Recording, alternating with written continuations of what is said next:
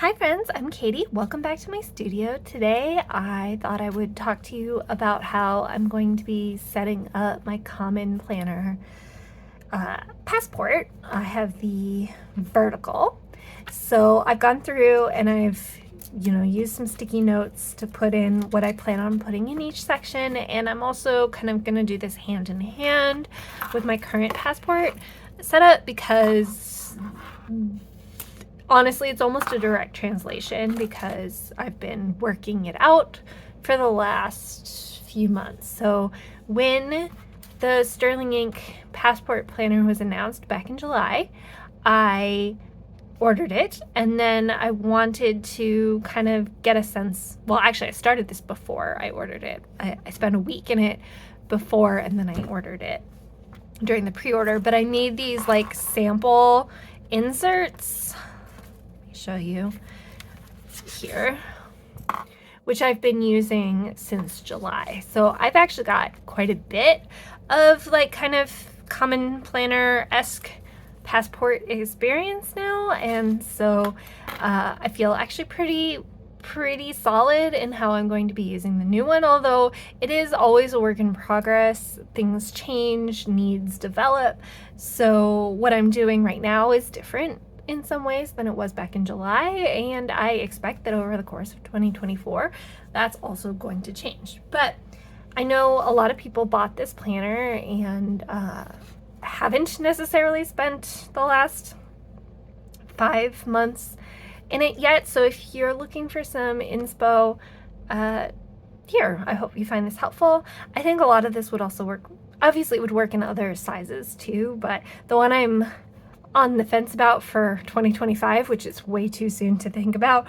is maybe the A6. So I think a lot of that will also transfer nicely to the A6, but obviously other things too. Okay, so in my current setup, I have them as different booklets, so you're gonna see me like flipping around through that, but I think I'm gonna be guiding it through, paging through this one. So I do have here some post-it notes for as I think of other things, and a couple stuff that I don't think are going to fit in this book, or if I think of them, I will move them elsewhere. But so here are some things I don't think are going to fit in this book, or that I'm not going to put in this book. I know that I don't have enough pages. I wish this came as a half year instead of like as the 2 half-year books instead of just the compact. I understand why it doesn't. I'm not complaining, but I know I'm very likely to run out of pages. So I figure I may as well put some things purposefully into other places. So I will have some like inserts to go along with this book. And in the inserts, I'm going to have, I think, 2 kinds of inserts. One that's like for long-term kinds of collections where they might outlast this 1 year, and one for scratch notes and extra dailies that will last less than a year, right? And so I figured it makes sense to separate those two so that when we get into 2025, I can keep this insert going, and this one will get, recycled as I use them up. So that's what I've got here in the front page. Here, I don't use this page a lot in my 2023 Common Planner. I have it set up for far off appointments. This is the kind of thing where like, my doctor's appointment, my like annual doctor's appointment is in August, and I'm not really thinking about it in the intervening months, but there might be occasional times where I'm like, when is that again? Is that coming up? Should I be thinking about it? Sometimes it's helpful to have that here, but it's not a kind of spread I reference a lot. All right, for these 2 pages, I'm going to be doing a symptom tracker. So I do have one of these in my current, and I do use it. So I don't keep a lot of notes there, but it is kind of helpful to be kind of knowledgeable about it. This is a spread idea I got from Lindsay's Scribbles, where you write the day of the week across the top and then like the week number down, and it's a way of being able to track symptoms kind of more to see if they tend to happen regularly in some way that you can see. So you can get half a year down, so I need 2 spreads, and then I just have different things that I'm tracking, and kind of some ways of denoting it in just little symbols, A for like privacy, and B because it fits into a small space that way. So I'm going to be doing that here in these front 2 pages. This is not where I'm going to be doing goal tracking, but it's already divided into 8 columns. So that's perfect to redate it Monday, Tuesday, Wednesday, Thursday, Friday, Saturday, Sunday, you know. I'll have to do that here on this first page, but do I remember how many?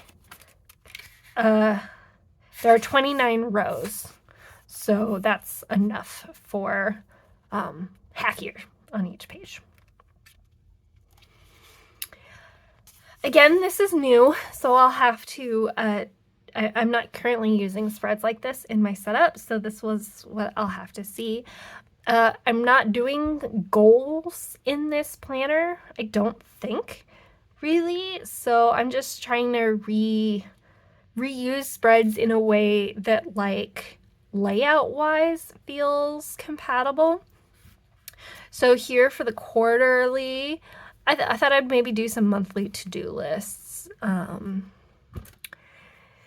You know, like the big overarching stuff, get my oil changed or something. We'll see. This strikes me as the kind of spread that I'm going to have a hard time coming back to, but I plan to have a daily habit where I'm trying to enforce looking at all my different sections, and I'll have them tabbed and stuff. But that's what I'm hoping to do here, like a quarterly priority list and then a short monthly list for each one. We'll have to see.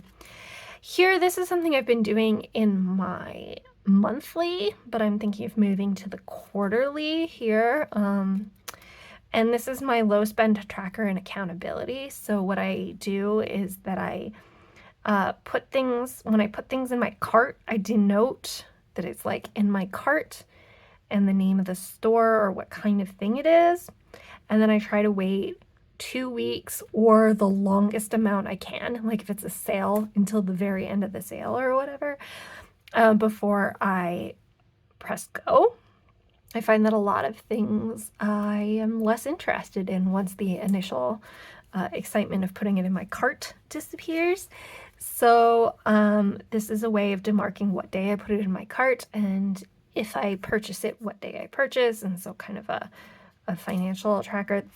Not for everything in my life. This is mostly like a arts and crafts supplies kind of list. That's where fountain pens, those are problem areas for me. And in 2023, I have been doing a low spend, and it's been going decently when it comes to my fountain pen stuff, but not necessarily for other things.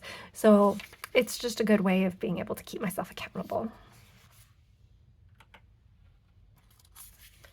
So there are 4 quarters here, so it'll be all like that. Then when it comes to monthly, you'll see I'm not entirely sure. I have some ideas from since when I did this. I still need to break in this spine a little bit.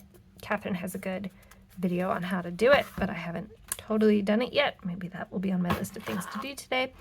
But I think my monthly is mostly going to be meal planning.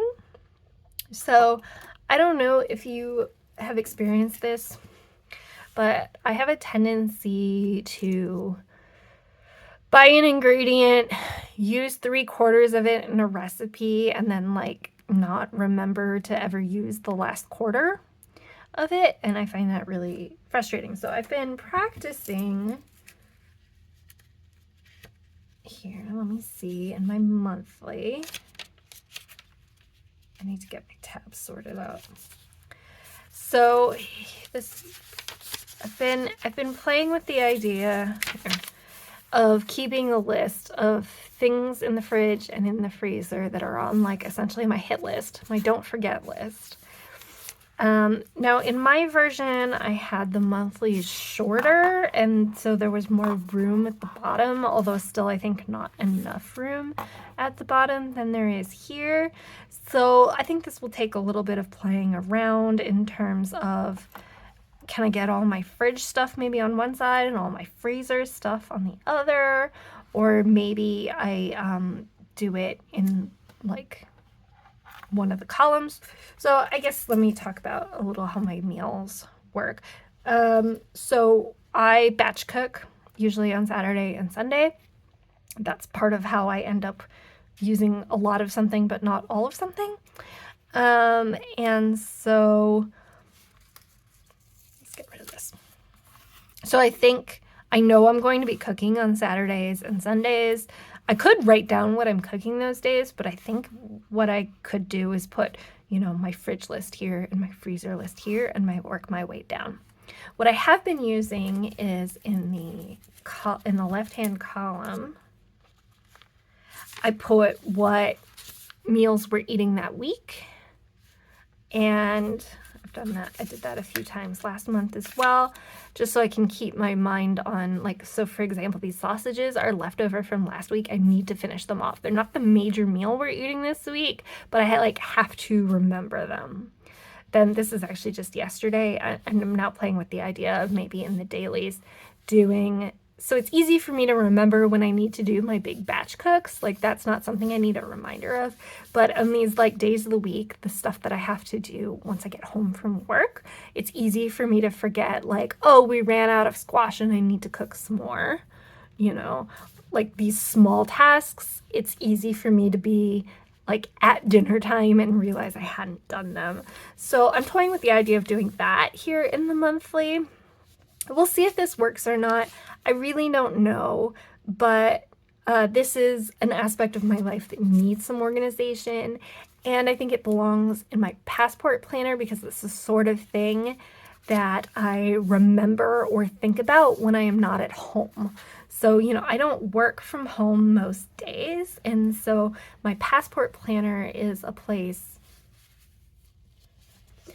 that needs to catch all of the thoughts that I have while outside of home, mostly for remembering to do them once I am at home.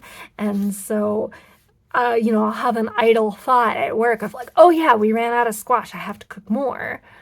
But I won't be home for another 5 hours. And so that's my thought here on the sidebar, actual meal plan, what we're going to eat that week, in the days of the week, what small tasks I need to stay on top of, and then these fridge and freezer lists.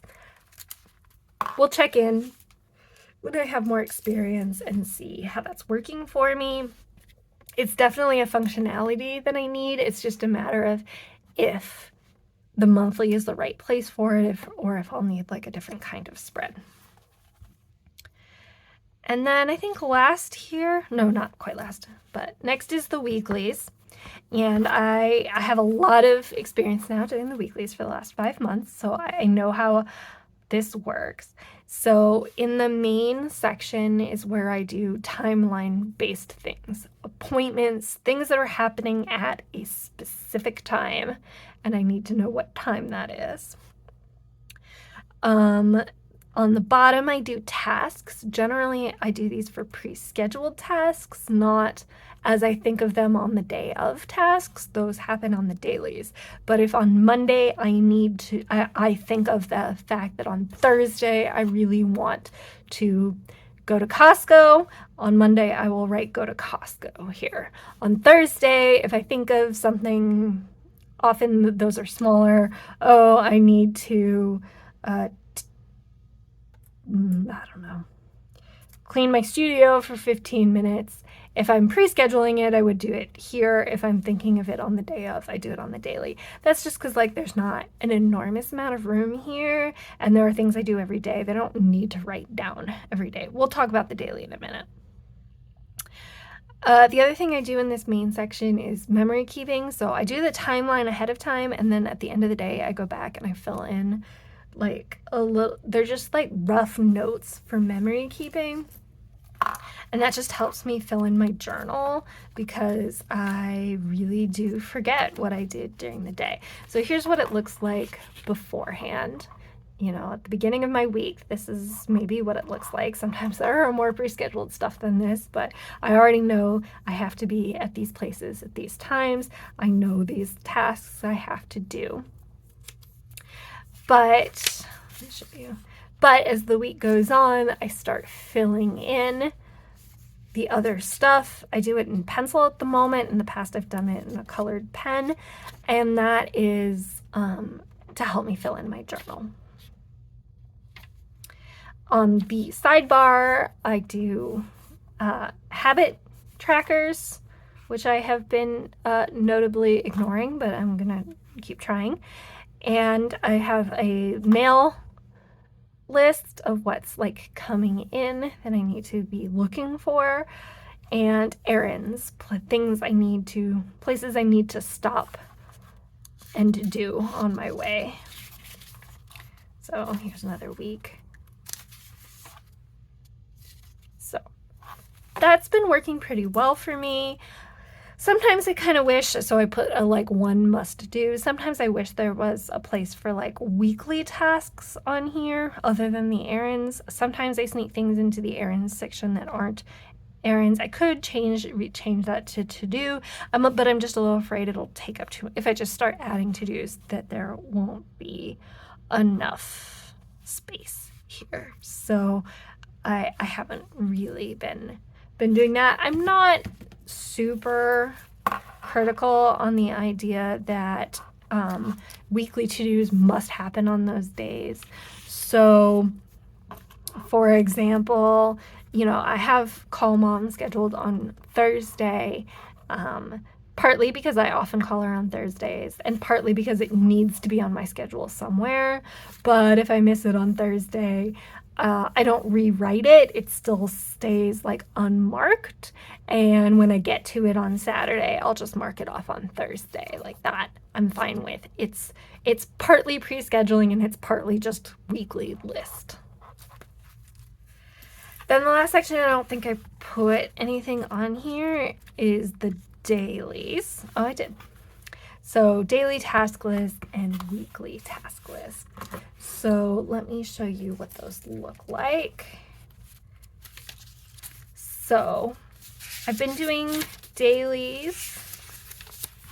Here's a pretty good example. Here, I do dailies or other lists pretty regularly in here, where I just write the day and like just anything that comes to mind, any daily habits that I'm trying to do, any like little things. I put them down in here and I mark them off, easy peasy. I do sometimes put a weekly list with this kind of Alistair method on here. I haven't been super good about doing that, but I am trying that again this week, and we'll see. It's just a thing to kind of like help populate my daily lists. Another thing I do sometimes, I've only done it twice, but I am doing it today, is this is an idea I got from something called the Anti-Planner, which is like an activity book of ways of helping you get stuff done. It is task bingo. So it's quite early still here this morning, but I fill in tasks here and then I mark them off as I do them. And I do find that it kind of helps motivate me to get some of that stuff done in a way that like is different than just the list. So if I've got a lot of things, I do kind of find that motivating and fun. It does take up a lot of space on a day. I don't do it that often, but some days I'm at home. Like today I'm working from home, and there's just a lot of stuff swirling in my mind of things I could get done, and I won't get them all done, but I might get more of them done if I kind of make a game out of it. But it's things like this that mean that I'm likely to run out of pages in my book, because there are 122 pages for the whole year, and that's enough for, like, you kind of need three days to a page to do that if you do every single day. I don't actually do it every single day, so probably if I average 2 a day, I should be okay-ish, but that's why I plan to have another insert before at the end of the year. So that is how I have been using and how I plan to be using my Passport Common Planner. I've been really, really happy in it for the last 4 months. Obviously, it wasn't a real common planner, but it means that I feel pretty educated about how I'm going to use this and the fact that I'm going to like it. My only complaint is that I wish I had more daily pages. I wish I had fewer weeklies and more dailies in an individual book. But I'm not above buying a second one if I need to, or adding inserts, as we've discussed. So I hope you found this helpful. If you have any questions, please leave them below. If you are using a common planner like this, let me know. I'd be curious to hear how you are using it. I know that it also came in a horizontal style, and so some of that will also look pretty different. And I'm really enjoying seeing how other people are planning on using theirs. Thanks for hanging out with me. If you enjoyed this video, please hit the thumbs up. If you'd like to see more from me, you can hit the subscribe button, and we will talk again soon. Bye, friends.